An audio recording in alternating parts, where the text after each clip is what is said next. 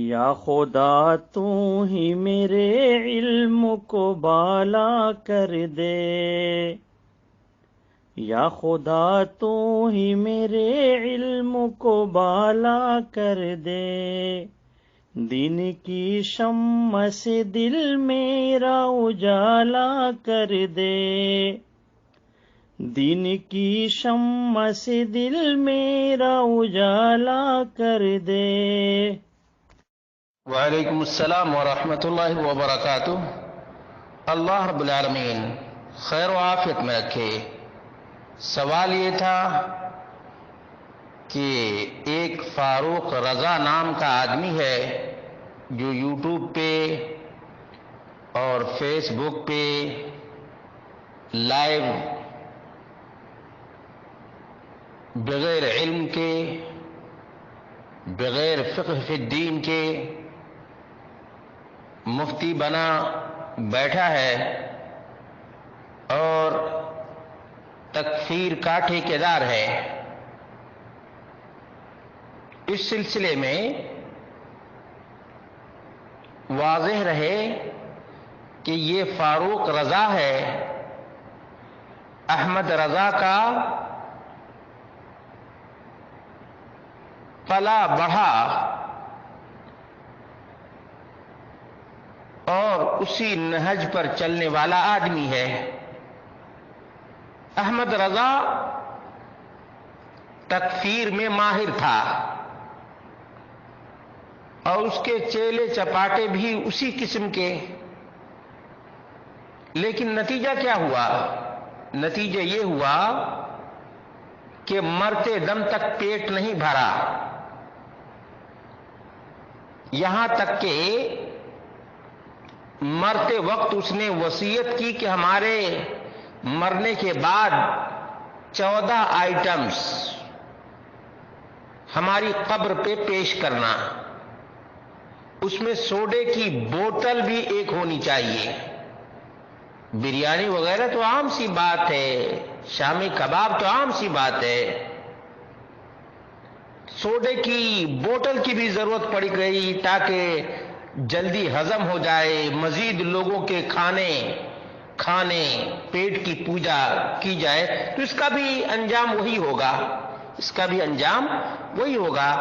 لیکن ایسے لوگوں کے یوٹیوب پہ آنے سے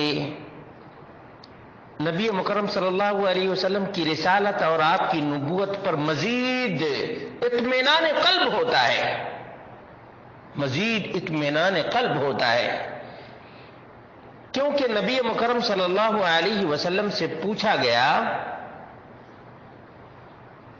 کہ متی الساعہ، قیامت کب آئے گی؟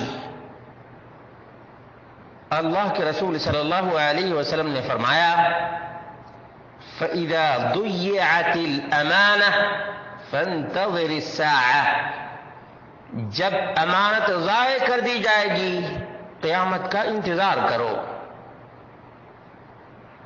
اس آدمی نے کہا کیف اضاعتها، امانت کیسے ضائع کی جائے گی؟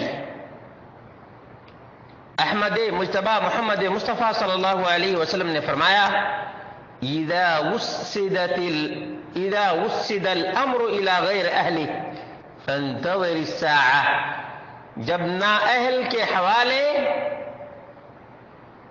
ایسا معاملہ کیا جائے جس کے بارے میں اسے کچھ پتا ہی نہیں، تو سمجھ جاؤ کہ نااہل کو مفتی، علامہ، فہامہ سب کچھ بنا دیا گیا۔ قیامت کی علامت اور نشانی ہے۔ صحیح بخاری میں حدیث نمبر 59 اور حدیث نمبر 6496 ہے، اذا وسد الامر الى غیر اہلہ، نااہل کو جس کے پاس قرآن و سنت کا علم نہیں وہ فتویٰ دے رہا ہے اور تکفیر کا ٹھیکہ لیے ہوا ہے، جس کو چاہا بغیر کسی ثبوت کے، بغیر کسی اتمام حجت کے کافر قرار دیا۔ یہ احمد رضا خان کا کام تھا اور اس کے چیلے چپاٹے نے خود ہی اس بات کا اعتراف کیا ہے، یہ ایسی ڈھکی چھپی بات نہیں ہے۔ اور اسی طرح سے نبی مکرم صلی اللہ علیہ وسلم نے فرمایا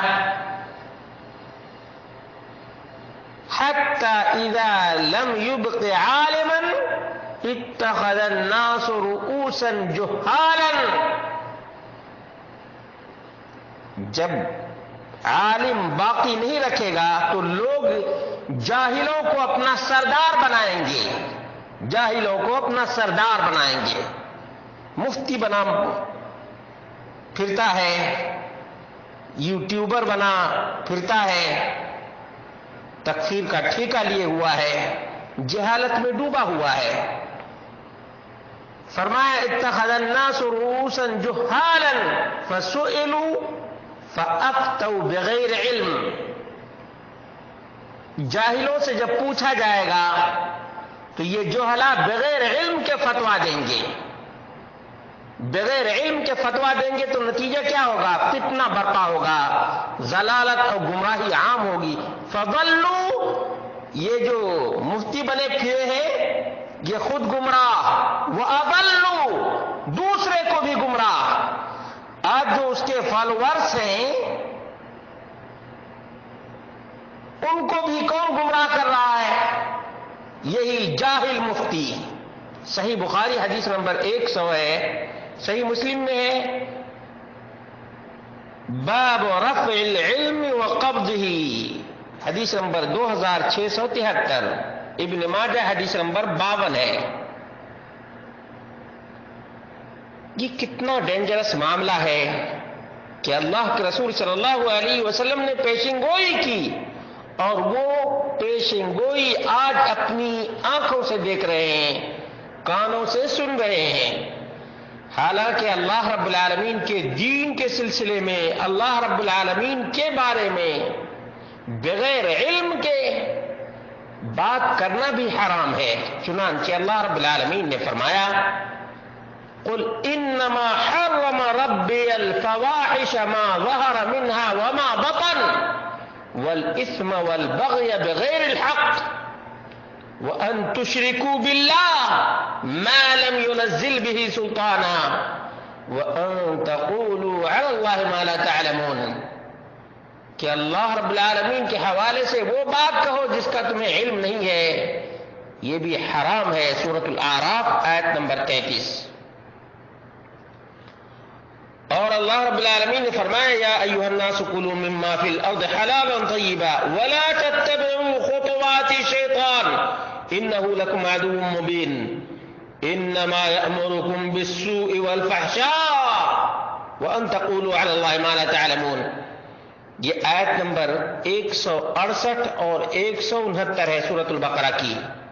یہ شیطان ان کو ورغلاتا ہے، انما یأمرکم بالسوء والفحشاء، شیطان ان کو کہتا ہے تم ایسا اور ایسا کرو۔